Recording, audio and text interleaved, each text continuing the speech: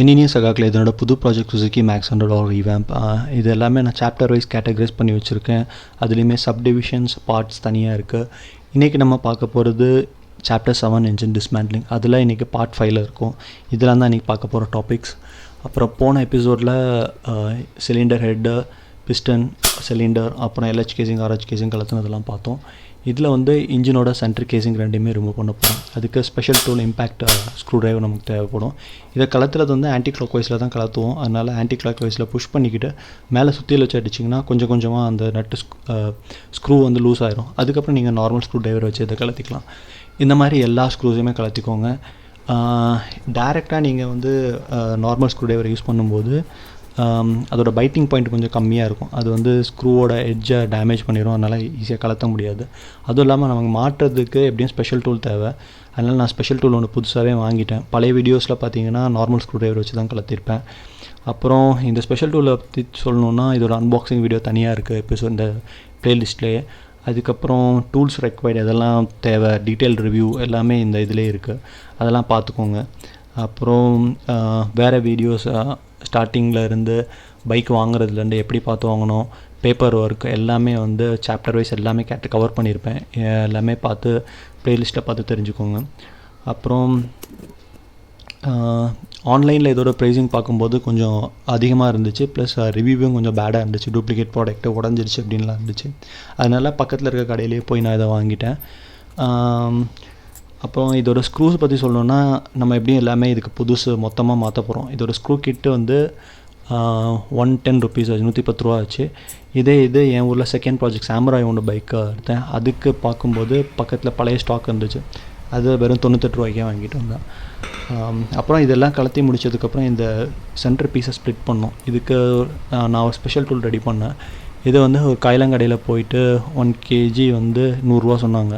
இந்த மாதிரி ஒரு ராடை எடுத்துகிட்டு அதை 3 பீஸாக கட் பண்ணேன். ஏன்னா இதோட லென்த் எனக்கு தெரியாது. பார்க்கும்போது 3 பீஸாக வந்துச்சு. கட் பண்ணிக்கிட்டு இதோட மேக்னட்டோவோட போல்ட் ஆல்ரெடி இருந்துச்சுன்னா அதை அதிலே போட்டுக்கிட்டு எல்ஹெச் கேசிங்கில் இருக்கிறதுலே பெரிய ஸ்க்ரூவாக எடுத்துட்டேன். ஏன்னா அப்போ தான் நீளம் அதிகமாக இருக்கும், கலத்துறதுக்கும் வசதியாக இருக்கும். அப்புறம் இந்த ஸ்பெஷல் டூலில் வெல்டு எதுவும் வைக்கல. ஏன்னா நான் வீடியோஸ் நெட்டில் பார்க்கும்போது வெல்டு வச்செல்லாம் இருந்துச்சு. ஏன்னா இதை நான் வேறு எதுக்காவது யூஸ் பண்ணிக்கலாம்னு சொல்லிட்டு வெல்டு வைக்கல. ஸ்க்ரூ போல்ட்டு நட்டை வச்சு டைட் பண்ணியிருந்தேன். அந்த கேப்பில் பத்துற மாதிரி கரெக்டாக ஒரு பெரிய வாஷர் எடுத்துகிட்டு மேக்னட்டோ கேசிங்கில் வர நட்லேயுமே ஒரு வாஷர் போட்டுக்கோங்க. வேணும்னு அவசியம் இல்லை, வேணால் யூஸ் பண்ணிக்கோங்க. அப்புறம் இந்த பெரிய ஸ்க்ரூ ரெண்டையுமே போட்டுவிட்டு கொஞ்சம் கொஞ்சமாக அந்த மேக்னட்டோவில் இருக்கிற நட்டை லூஸ் பண்ண ஆரம்பித்தேன். இது என்ன பண்ணோன்னா அப்படியே இருக்கிற அவுட்டர் கேசிங்கை அப்படியே கொஞ்சம் கொஞ்சமாக இழுத்து ஸ்ப்ளிட் பண்ணி விட்றோம். மெக்கானிக் கடையில் பக்கத்தில் கேட்டும்போது எங்கேயுமே இல்லை. எல்லாருமே வந்து நாங்கள் சுற்றியில் வச்சு தட்டி தான் கலத்தோம் அப்படின்னு சொல்லிட்டு இருந்தாங்க. ஆக்சுவலாக அப்படி கலத்தக்கூடாது. ஏன்னா இது எல்லாமே அலுமினியம் பார்ட்ஸ், ஈஸியாக கிராக் ஆகும். ஒரு தடவை 2 தடவை சரி, நான் நிறைய தடவை பண்ணும்போது டேமேஜ் ஆகும், ஆயில் லீக்கேஜ் ஆகலாம். அதுக்கப்புறம் மறுபடியும் அதை ரெடி பண்ணுறதுக்கு செலவாகும். ஆன்லைனில் இதோட ஸ்பெஷல் டூல் பார்க்கும்போது 3500லேருந்து 7000, 8000, 10,000 வரைக்கும் போச்சு. யூனிவர்சல் டைப்பும் இருந்துச்சு, நார்மல் இதுக்கு டெடிக்கேட்டடும் இருந்துச்சு. பார்த்தேன் இதெல்லாம் செட் ஆகுதுன்னு சொல்லிட்டு தான் நானே ஒரு மாடலை க்ரியேட் பண்ணி நான் பார்த்த வரைக்கும் இதுதான் பெஸ்ட்டுன்ற மாதிரி எனக்கு தெரியுது. நீங்கள் கமெண்ட்ஸில் சொல்லுங்கள் இது உங்களோட கருத்தை. இதை ஃபுல்லாக அப்படி கொஞ்சம் கொஞ்சமாக கலத்தும் போது அவுட்டர் கேசிங்கை மட்டும் அது இழுத்துட்டு வரும். ஒரு கிராக்கிங் சவுண்டு வரும். அது வந்துச்சுன்னா இன்ஜின் விட்டுடுச்சுன்னு அர்த்தம். அதுக்கப்புறம் ஆயில் கொஞ்சம் லீக் ஆகும் கீழே. அது கொஞ்சம் கொஞ்சமாக ஸ்ப்ளிட் பண்ணிவிட்டு ஸ்க்ரூ ட்ரைவர் வச்சு கொஞ்சம் தண்ணி எல்லாம் நோஸ் ப்ளேயரை வச்சு லைட்டாக தென்னிங்கன்னா போதும். அந்த கேப் பெருசாகும். அதுக்கப்புறம் நீங்கள் நார்மலாக சைடில் போட்டு இந்த ஸ்க்ரூ ரெண்டையுமே கலத்திட்டு ஸ்பெஷல் டூலை ரிமூவ் பண்ணிடலாம். அப்புறம் இதோட டைட்டனிங் அதை லூசனிங் பண்ணுறப்போ அதோட வாஷர் மட்டும் லைட்டாக பெண்ட் ஆச்சு. இதுக்கப்புறம் நீங்கள் வந்து கியர் அந்த அவுட்டர் ஸ்பாக்கெட் இருக்குல்ல, அதில் 2 தட்டினீங்கன்னா இந்த இது கேசிங் தனியாக பிரிஞ்சு வந்துடும். இந்த கேசிங்குள்ளே எதெல்லாம் இருக்குன்னா gear assembly, gear selector, 2 gear ஷாஃப்டர், 2 கியர் ஷாஃப்ட் இருக்கும். அதுக்கப்புறம் கிக்கர் கியர் அசம்பிளி இருக்கும். இதில் ஸ்பெஷலானா த்ரஸ்ட் வாஷர் ஒன்று இருக்கும். இந்த இது வந்து எனக்கு கிடைக்கவே இல்லை. அடிஷ்னலாக பேரிங்ஸ் இருக்கும். இல்லை ஒரு பர்டிகுலர் பேரிங் மட்டும் எனக்கு கிடைக்கல. இது ஒரு ஐடில் கியர், அதோட வாஷர். அதுக்கப்புறம் ஏதாவது விட்டு போயிருக்கான்னு பாருங்கள், ஏதாவது மிஸ் ஆகிடக்கூடாது. அதுக்கப்புறம் இதுதான் gear shifter assembly, kicker assembly. இதோட அசம்பிளிஸ் உள்ளுக்குள்ளே ஒரு சின்ன ஸ்ப்ரிங்கு, அப்புறம் ஷாஃப்ட் மாதிரி எல்லாம் இருக்கும். இதெல்லாம் டீட்டெயிலாக நான் அப்புறம் எக்ஸ்பிளைன் பண்ணுறேன். அப்புறம் என்னென்ன பார்ட்ஸ் இருக்கோ எங்கேருந்து எடுத்தீங்களோ அதெல்லாம் கரெக்டாக அப்படியே வச்சுருங்க. செகண்ட், இது ஃபுல்லாக முடிச்சதுக்கப்புறம் கிராங்க் கேசிங்கும் எடுத்திருப்பீங்க. அது இந்த வீடியோவில் ஆக்சுவலாக கவர் பண்ணல. இது முடிஞ்சதுக்கப்புறம் ஆயில் சீல் வந்து எங்கெங்கெல்லாம் மூவிங் பார்ட்ஸ் வருதோ அது எல்லாத்தையுமே ஆயிலை அரெஸ்ட் பண்ணுறதுக்காக ஆயில் சீலை வச்சு பிளாக் பண்ணியிருப்பாங்க. இந்த ஆயில் சீல் லீக் வர ஆரம்பிச்சுன்னா அந்த ஆயில் சீலை மட்டும் மாற்றினா போதும், அந்த இடத்துல ஆயில் கசியாது. ஏன்னா பேரிங் கொடுத்துருப்பாங்க. அவுட்டர் சைடு வந்து கியர் ஷிஃப்டர் லிவர் வந்துச்சு, ஸ்பாக்கெட் வந்துச்சு. இந்த இடத்துலலாம் வந்து ஆயில் லீக் ஆகாமல் இருக்கிறதுக்காக இந்த மாதிரி ரப்பர் வச்சுருப்பாங்க. இதை வந்து ஸ்க்ரூ ட்ரைவர் இல்லைன்னா நோஸ் ஸ்ப்ரேயர் வச்சு எடுங்க. இது மேக்ஸிமம் எல்லாமே ஈஸியாகவே வந்துடும். இதை முடிச்சதுக்கப்புறமா பேரிங் எடுக்கணும்.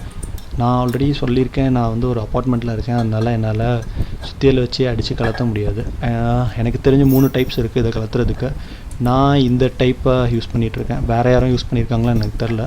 இது வந்து ஜஸ்ட்டு ஒரு ஸ்க்ரூ ட்ரைவர் நட் அண்ட் போல்ட்டை எடுத்துகிட்டு இதை அப்படியே ஒரு டேரெக்ஷனில் அப்படியே டைட் பண்ணிகிட்டே இருந்தோன்னா அது கான்ட்ராக்ட் ஆகும். அப்போது பேரிங்கையும் அது சேர்த்து இழுத்துட்டு வரும். இதுதான் கான்செப்ட். இதுக்கு வந்து ஆல்ரெடி நான் யூஸ் பண்ண ஸ்பெஷல் டூலை வந்து ரெண்டுத்துக்கும் கிராங்க் கேசிங் நடுவில் ஒரு பிரிட்ஜ் மாதிரி இதை யூஸ் பண்ணுறேன். யூஸ் பண்ணிவிட்டு அந்த சைடு போல்ட் பண்ணிவிட்டு இப்போ டைட் பண்ண அந்த பேரிங்கும் சேர்ந்து அது கூட கம்ப்ரஸ் ஆகி அப்படியே வரும். போல்ட் கான்ட்ராக்ட் ஆகும்போது அந்த பேரிங் அசம்பிளியுமே அது இழுத்துட்டு வரும். இன்னொரு எண்டில் வந்து ஆலங்கி ஹெக்ஸ் கீஸ்ன்னு சொல்லுவாங்க. இதையும் இன்னொரு எண்டில் வந்து நான் ரேச்சட்டையும் போட்டு டைட் பண்ண ஆரம்பித்தேன். இப்போ டைட் பண்ணும்போது என்ன ஆகுதுன்னா போல்ட் அப்படியே கொஞ்சமாக டைட் ஆகும். அப்போ இந்த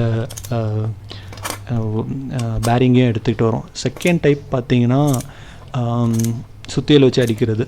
சுத்தியலில் ஒரு இது ஃப்ளாட் சர்ஃபேஸில் போட்டுட்டு சுத்தியல் வச்சு அடித்தோன்னா அந்த சைடு வந்து இது ஈஸியாக வந்துடும்.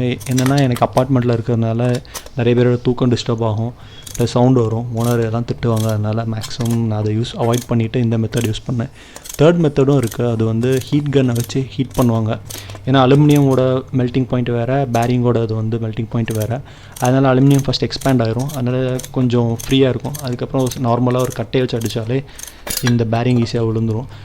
என்கிட்ட ஹீட் கன் இல்லை, ஆனாலும் இதை வேறு மெத்தடில் ட்ரை பண்ணேன். கேஸ் ஸ்டவ் இருக்குல்ல, அதில் கொஞ்சம் நேரம் வச்சு எடுத்துகிட்டு அதுக்கப்புறம் கட்டையை வச்சு லைட்டாக அடித்து பார்த்தேன், அது வரவே இல்லை.